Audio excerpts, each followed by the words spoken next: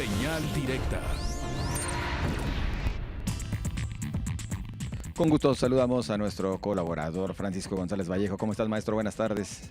José Ángel, muy buenas tardes. Un gusto estar con ustedes y saludarlos también a Josefina y a todo el auditorio que nos escucha por la radio o nos ve por la televisión. Adelante. Muchas gracias. Pues bien, hace 2 semanas nuestros representantes políticos llevaron a cabo lo que denominaron una glosa académica del cuarto informe de gobierno del actual Ejecutivo de Jalisco, Jorge Aristóteles Sandoval.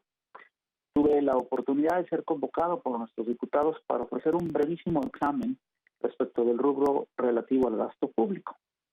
Por supuesto que se agradece la oportunidad y se debe estimular a que sigan haciendo este tipo de ejercicios, pero deben pensar en llevarlos a un alcance y una significación aún mayor que reditúe en una mejora de la actividad política.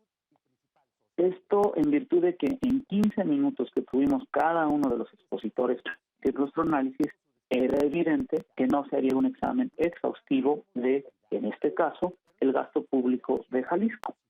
Por lo que aproveché la oportunidad para recomendar a nuestros legisladores algo que hemos reflexionado en semanas pasadas aquí con ustedes, amables miembros de la audiencia. Y me explico. Antes de iniciar a hablarles del gasto público a nuestros representantes, les hice la siguiente reflexión respetuosa. Tienen la oportunidad de iniciar un cambio hacia un Congreso más activo que reactivo. Involúcrense más con las dependencias del Ejecutivo. Sáquenle provecho a los recientemente creados órganos técnicos del Congreso, particularmente al de Hacienda. Es momento de aumentar la viscosidad del funcionamiento del Congreso, es un término Philip Norton, un experto en análisis de los parlamentos, y para ello pues les recomendaba pues que se implemente ya cuanto antes el servicio profesional parlamentario para que mediante servicios de análisis e información pertinentes se pongan a dialogar de igual a igual con el Ejecutivo, esto es, con el mismo nivel de expertise técnica. También les recomendé que se otorguen atribuciones para que durante el año de ejercicio presupuestal ciertos programas presupuestales sean controlados por comités especializados de la Cámara de Diputados en colaboración con el Ejecutivo. Esto es, que de acuerdo a la eficiencia y eficacia de los programas, ustedes como legisladores, me refería a ellos, a los diputados, y como representantes populares, dictaminen si el programa se modifica, se le congelan los fondos o se le incrementan los fondos en virtud de los resultados públicos que durante el año esté dando. Así es como funciona el Congreso, por ejemplo, en los Estados Unidos de Norteamérica, y ahora son esos comités de autorización y asignación en los que, junto a los cabilderos de una pluralidad de actores, se pueden fincar esperanzas de que su extravagante presidente actual, Donald Trump, sea limitado y controlado. Justo gracias a la existencia de esos comités se puede controlar el abuso del poder. También les sugerí que se conviertan en un Congreso más activo y viscoso, que hará que su trabajo de frente a sus representados sea más significativo y que sirva mejor al interés democrático de que el pueblo controle el poder a través de sus representantes. Ya entrando en materia de gasto público, inevitablemente se tiene que hablar primero del ingreso público. En ese sentido, los jaliscienses, bajo el liderazgo del gobernador, hemos venido mejorando la cantidad de ingresos públicos generados desde aquí, en relación con los que nos proporciona la Federación. Esto es positivo porque en términos generales las entidades federativas y sobre todo los municipios prácticamente no son responsables de lo que gastan. Esto significa que gastan lo que no han.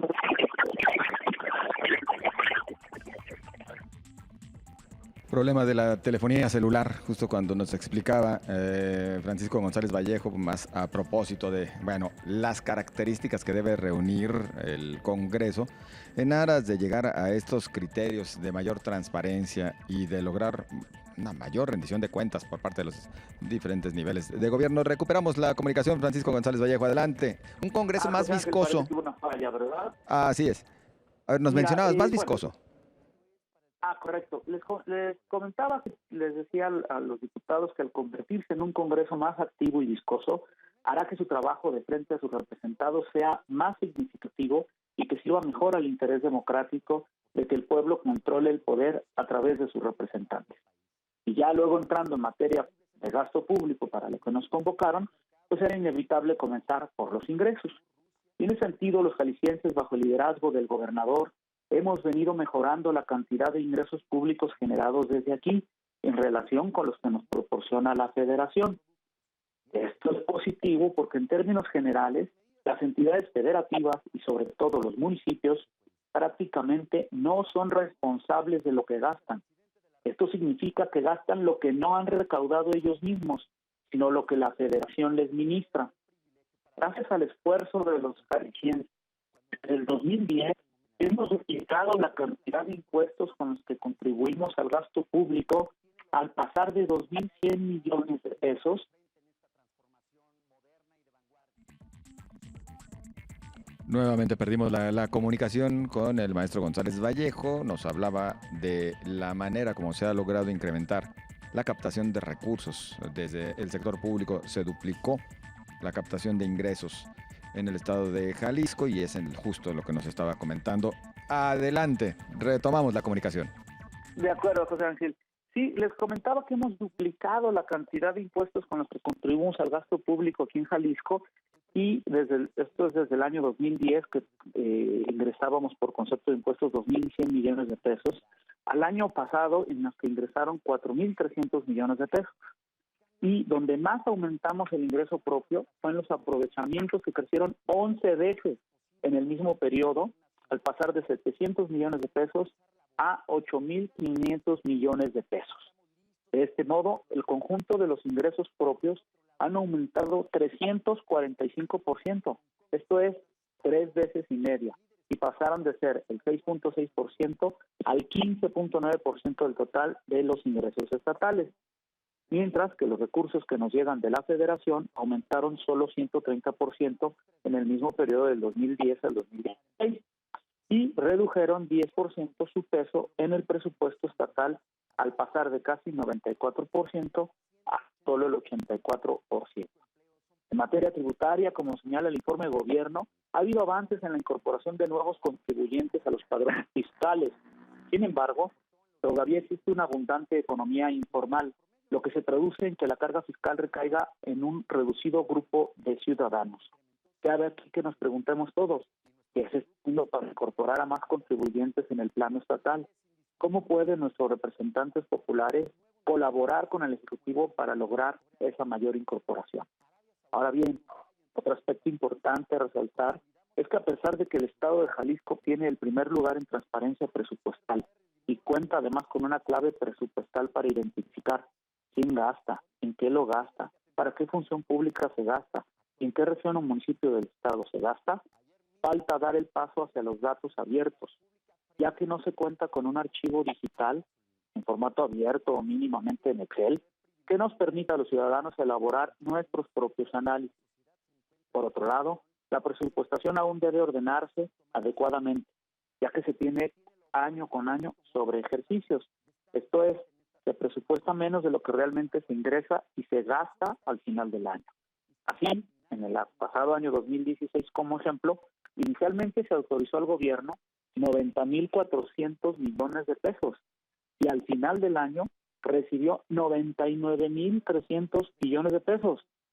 Y además se gastó de esos 99.300 solo 96.200 millones de pesos. ¿Por qué se recibieron 9.000 millones de pesos más sin preverlo? ¿En qué se gastaron los 6.000 millones de pesos extras? ¿Por qué no se utilizaron los otros 3.100 millones de pesos que hay ahorita de saldo para aumentar, por ejemplo, la inversión pública o incluso adelantar pago de deuda? Solo de inversión pública se gastan escasos 1.900 millones de pesos. Si de lo que quedó de saldo se hubiese invertido el doble, esto es, otros 1.900 millones de pesos, se hubiesen avanzado mucho más rápido en la construcción de infraestructura en educación, centros de salud u obras hidráulicas. Los otros 1.000 millones de pesos de ese saldo se pudo haber invertido en casi duplicar el pago de la deuda, que el año pasado fue de 1.648 millones de pesos, el pago de esa deuda, y pues si pagáramos el doble, pues se reduciría bastante más. aunque bien cabe señalar que la deuda se encuentra aparentemente en niveles adecuados. Esto es, no debemos demasiado.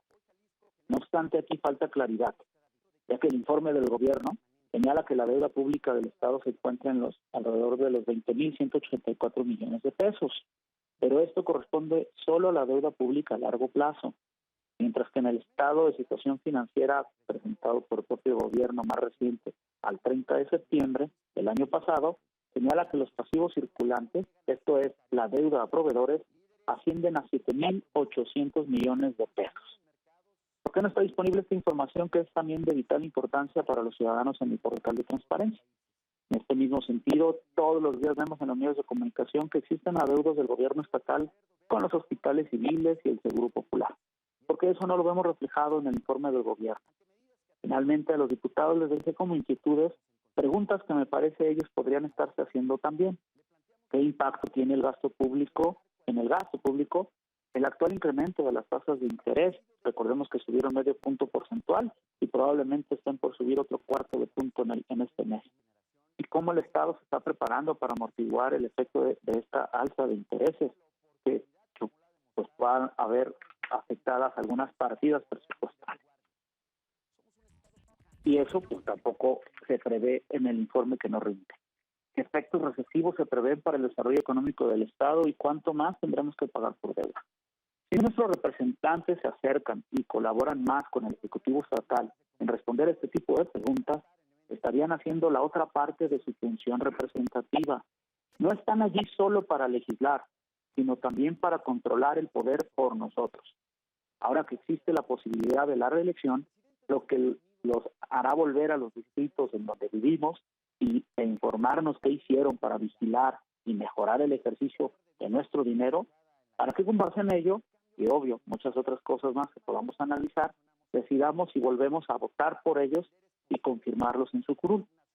Dejo para el debate estas ideas, José Ángel, Cristina, y por supuesto, los canales de comunicación para hacer este debate están en Twitter, @Paco_Vallejo, y mi página de Facebook, Francisco J. González Vallejo. Muy buenas tardes. Y nosotros agradecidos, estimado Francisco González Vallejo, muy amable. Gracias, hasta luego. Hasta luego, muy buenas tardes. Momento de una pausa, continuamos con la información nacional e internacional.